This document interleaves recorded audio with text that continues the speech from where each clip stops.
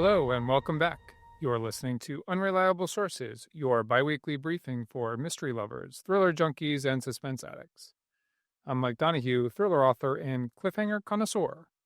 Let's get into it. On today's show, we're diving into some genre trends for 2026. We'll check out a heartwarming story about a book club behind bars at Rikers Island, explore why book retreats are becoming the next big travel trend, and get excited about a new book-based adaptation from Damon Lindelof. We'll run through some compelling new releases hitting shelves, then take a deep dive into the cold case thriller subgenre. What exactly makes these stories about dusty evidence boxes and decades-old mysteries so irresistible?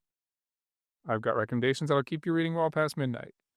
Plus, as always, I'll let you in on what I've been reading and watching lately. Let's roll. Let's start things off with some recent headlines.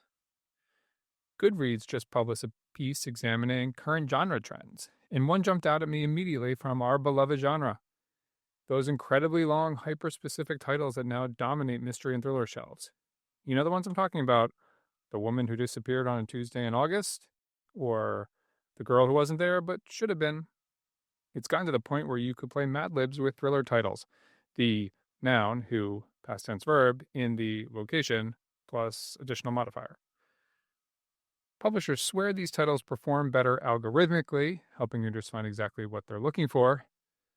As much as I roll my eyes at the trend and what feels like more AI creep unnecessarily into our lives, I have to admit you do know exactly what you're getting before you crack that cover. The New York Times recently ran a piece about a women's book club at Rikers Island that's been running for over a decade.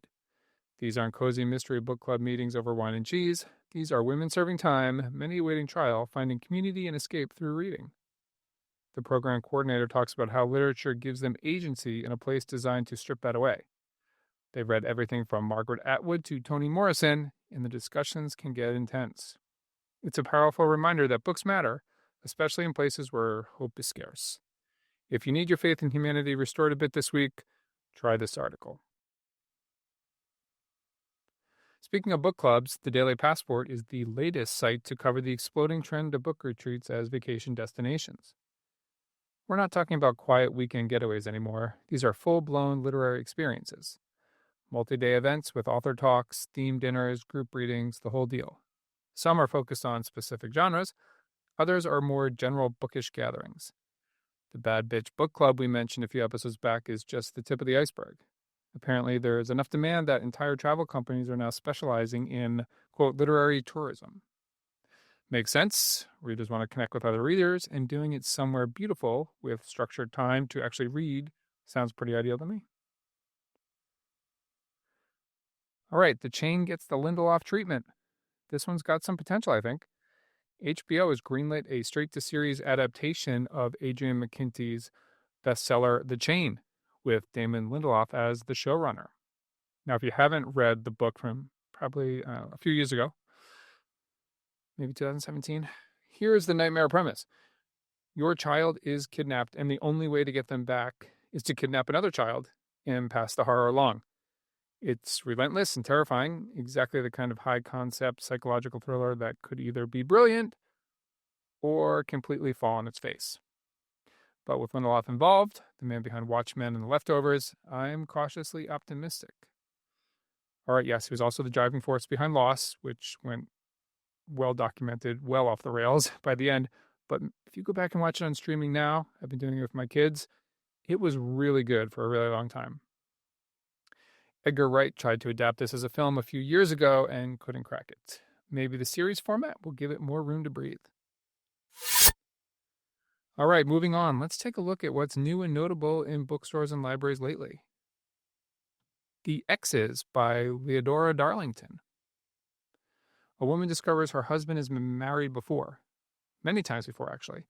And all those wives? They're all mysteriously dead, of course. Now, this setup could go campy or genuinely creepy, and early reviews suggest Darlington leans into that darkness. If you're in the mood for domestic suspense with a body count, this one might be calling your name.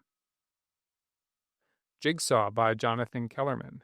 Fresh off news that Kellerman's stalwart series is getting the Amazon Prime adaptation treatment soon, this is the 49th Alex Delaware novel. Yes, 49. At this point, Kellerman's really just showing off and making me feel inadequate and lazy. Psychologist Delaware and Detective Milo Sturgis investigate the murder of a wealthy woman whose body was found in pieces scattered through Los Angeles. Kellerman's been doing this long enough that he knows exactly what his readers want, and he delivers it consistently. If you're already a fan of the series, you know what you're getting here. If you're new or curious, maybe start with an earlier entry, but this one won't leave you confused. Dirty Metal by Allison LaMothe, a gritty crime debut set in the world of scrap metal dealers, which is a unique setting that I've not seen before in thrillers. When a young woman is found dead in a scrapyard, a detective with her own complicated past has to navigate industrial corruption, family secrets, and a killer who knows how to make bodies disappear. Finally, Double Trouble by Joyce Carol Oates. Hard Case Crime is reissuing 2 complete novels and 2 rare short stories from Oates from over 40 years ago. These were first published under a pen name. Oates has always been fascinated by American violence and the darkness lurking in ordinary lives. Even when she's writing genre fiction, she will bring that literary weight with her. Definitely check this out. All right, let's get to this week's feature. The best cold case mysteries of the past 5 years, or so. Give or take a few years. Had to stretch my rules a bit. Let's talk about cold case thrillers. Nothing hits quite like a mystery that's been gathering dust in some basement evidence room for 20 years suddenly sparking back to life. There's a particular magic to these stories that other mysteries just can't touch. I recently posted my cold case book recommendations on the website, link in the show notes, of course. And going back through all these books reminds me why this subgenre keeps pulling me in. It's not just about figuring out who did it, it's about asking the harder question. Why did everyone miss this for so long? Cold case thrillers represent the ultimate injustice. Someone's life was taken. Evidence was overlooked or missed or suppressed, and the world eventually moved on.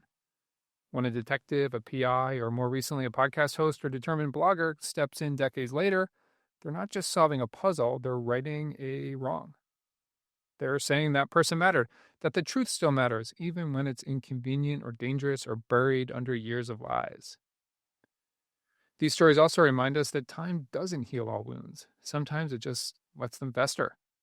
The family members who never got closure, the detectives who couldn't let go, the communities that built their silence on someone's grave, all of that stays, waiting for someone brave enough or stubborn enough to dig it all back up. That's the kindling for conflict, and we know conflict makes a good story.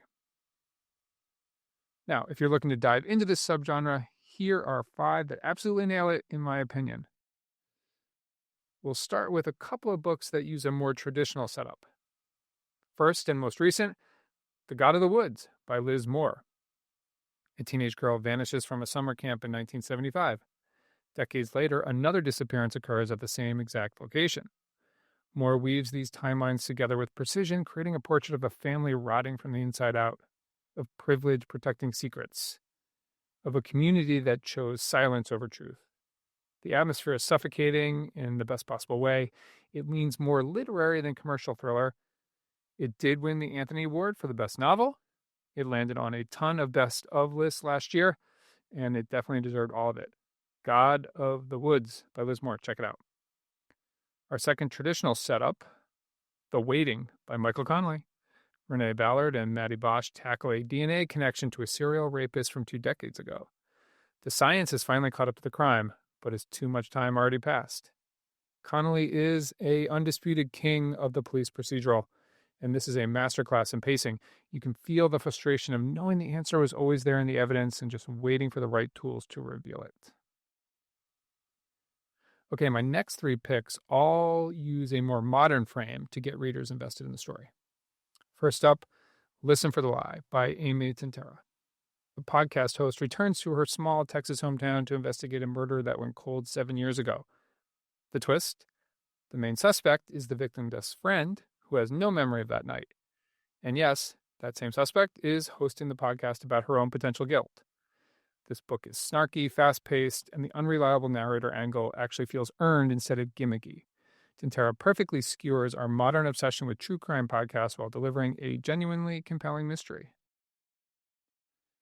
Next, The Book of Cold Cases by Simone St. James. A true crime blogger gets the interview of a lifetime when she meets the woman who was acquitted of a notorious 1977 double murder. The problem?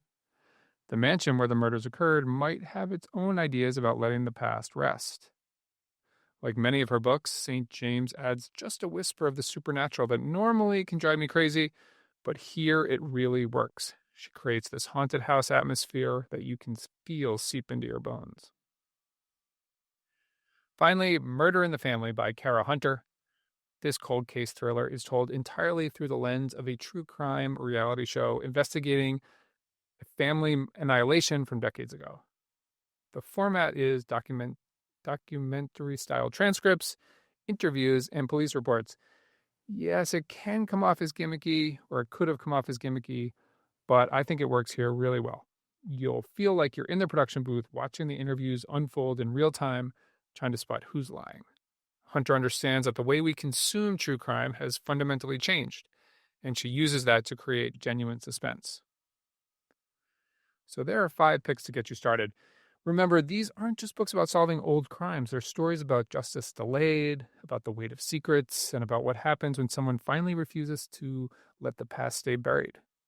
If you love that moment when a protagonist connects threads everyone else missed, check out any of those and add them to your TBR pile.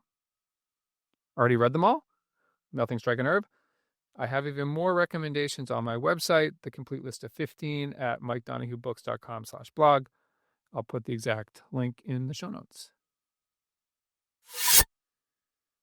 All right, let's wrap up with what I'm reading and watching. I'm currently reading Tell Me What You Did by Carter Wilson. Early days, I'm only about 100 pages in, but I'm enjoying the quick chapters and rapid pacing. It's a little sugar rush, exactly what my reading brain was craving after some heavier books and a little bit of a reading rut. Sometimes you just need something that moves fast and doesn't ask too much of you beyond flipping those pages. On audio, I'm officially on a Lisa Gardner jag, and I'm ripping through the second D.D. Warren mystery, Hide. I'm finding it a little less twisted in a character sense, but way more twisted in a plot sense than the first book in the series. And I mean that in an entirely good way. Gardner knows how to construct a mystery that sucks you in and keeps you guessing. Side note, I had no idea this had been made into a TNT series back in the aughts. I need to check out if it's streaming somewhere because now I'm curious. On the TV front, I checked out The Rip on Netflix, the Matt Damon and Ben Affleck thriller that's been getting a little bit of buzz, released last month. You know what? I enjoyed it. I was definitely the target audience. It's a thoroughly good B-grade movie that hits all the expected beats and tropes without really trying to be more than it is. Sometimes you just want competent action with stars who know what they're doing and can carry a scene, and this delivers all of that.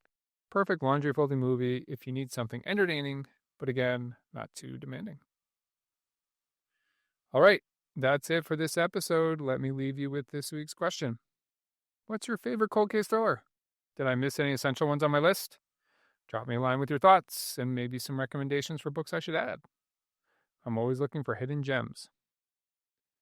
As always, you can email me, Mike at MikeDonahueBooks.com, or find me on Blue Sky at Mike the Mystery, or on Instagram and Facebook at Mike Donohue Books. This has been Unreliable Sources. I'm Mike Donohue. Thanks for listening. Until next time, stay sharp, follow the clues, and don't trust anyone who skips to the end.